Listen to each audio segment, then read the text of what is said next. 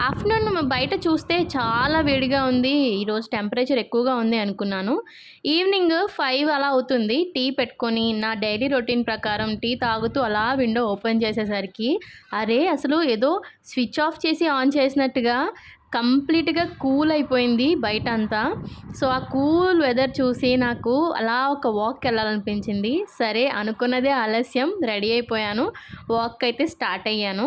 ఎప్పుడు వాకింగ్‌కెళ్ళినా సరే నేను మోస్ట్‌లీ నా ఫేవరెట్ తెలుగు మెలోడీస్ ప్లేలిస్ట్ ఆన్‌లో పెట్టుకుంటాను.